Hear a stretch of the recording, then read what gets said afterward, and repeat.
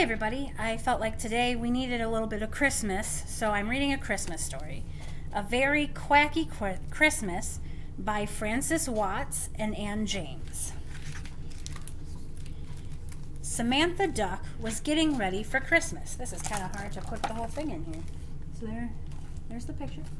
Samantha Duck was getting ready for Christmas. "We wish you a quacky Christmas," she sang, as she wound tinsel around the reeds. Right there. "What are you doing, Samantha?" asked her friend Sebastian. "Animals don't put up Christmas decorations." "We don't?" "No," said Sebastian. "Christmas is not for animals." The next day, Sebastian found Samantha hanging ornaments on a branch. And that wasn't all. Uh-oh. This is hard. This is a big book. "What is that, Samantha?" Sebastian asked. "It's my Christmas stocking." Sebastian shook his head. "I told you," he said. "Christmas is not for animals." When Sebastian visited Samantha the following afternoon, she was writing on a long piece of paper. "We wish you a quacky Christmas," she sang. Oh, there she is, her little duck butt in the air, writing. Gotta turn the page. There we go. "What are you doing now?" asked Sebastian. "I'm making a Christmas list," his friend explained. "I'm going to give presents to animals all over the world." "What? That's impossible," Sebastian said. "Listen to me, Samantha. Christmas is not for animals. Christmas is about giving and sharing, isn't it?" said Samantha. "It is," Sebastian agreed. "And animals like to give and share, don't they?" "They do," said Sebastian. "So will you help me?" asked Samantha. Sebastian sighed. "Of course." "We'll make all the presents ourselves," Samantha decided. Make them all ourselves," said Sebastian. "Nonsense, it can't be done." "Oh, yes, it can," his friend replied. "And we'll ask the other animals on the farm to help." Samantha and Sebastian went to the sheep first. "Christmas for animals? What a wonderful idea," said the sheep. "We'll give you our wool." All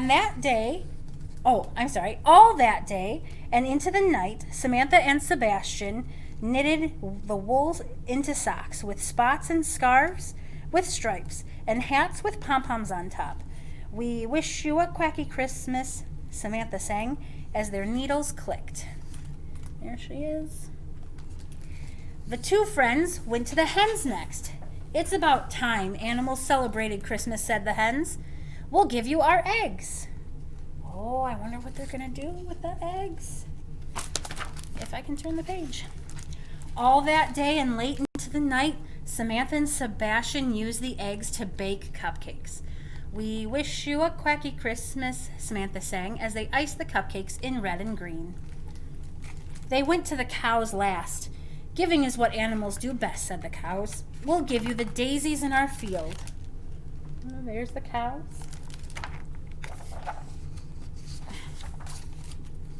All that day and late into the night, Samantha and Sebastian wove the flowers into daisy chains. "We wish you a quacky Christmas," Samantha sang as they worked. Then they wrapped the hats and the socks and the scarves in brightly colored paper, put the cupcakes in crackly cellophane, and tied silver ribbon around the daisy chains. Can you see that? All the work they're doing before Christmas? By the time they were done, it was Christmas Eve. "Now we have to deliver all these presents," said Samantha. "Preposterous," spluttered Sebastian. "There's no way we can do it." "Oh, yes, there is," his friend insisted. "We'll ask the donkey to lend us his cart." Samantha and Sebastian found the donkey in the stables. "Christmas is about sharing," said the donkey. "I would be happy to share my cart with you." There's the donkey. The two friends filled their cart with presents. "We'll take a big run," said Samantha. "I'll flap my wings and then we'll fly." "An absurd idea," said Sebastian. "It will never work." But he helped his friend pull the cart to the one end of the biggest field. Sebastian ran, Samantha flapped, The cart full of presents bumped and clattered and rattled and swayed, but it did not fly. Maybe I didn't flap hard enough, said Samantha. Let's try again. This is really ridiculous, Sebastian thought as they turned the cart around. Sebastian ran across the field as fast as he could, and Samantha flapped and flapped. The cart full of presents jiggled and joggled and jounced and bounced, but it still didn't fly. There it sat on the ground. You were right all along, said Samantha sadly. It was impossible. Maybe Christmas is not for animals. Sebastian looked at the cart full of presents. He thought of the sheep who had given their wool, the hens who had given their eggs, and the cows who had given their daisies. He thought of the donkey who lent his cart. And he thought of Samantha, who had worked so hard to share Christmas with animals all over the world. No, Sebastian said slowly, you were right all along. Christmas is for animals. Let's try one last time. So they turned the cart around one last time. One last time they ran and flapped across the field. What happened? And as the evening star rose into the dusty sky, Sebastian and Samantha and the cart full of presents rose too. We did it, said Samantha. We're flying. They rose higher and higher till the farm was just a tiny dot below. Samantha gave a loud, happy quack and then began to sing. We wish you a quacky Christmas. We wish you a quacky Christmas.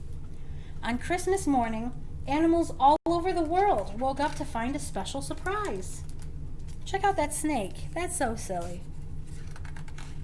A koala with a scarf. Oh, little hats on the camel's humps. That's cute. The farm was blanketed in sunshine when Samantha and Sebastian arrived home with their empty cart. Or was it empty? Not quite. There's still some things in there. While Samantha and Sebastian opened their presents, they both sang Samantha's favorite Christmas song. We wish you a quacky Christmas. We wish you a quacky Christmas. We wish you a quacky Christmas and a ducky New Year. The end. A very quacky Christmas. I hope you guys enjoyed it and have a great Christmas.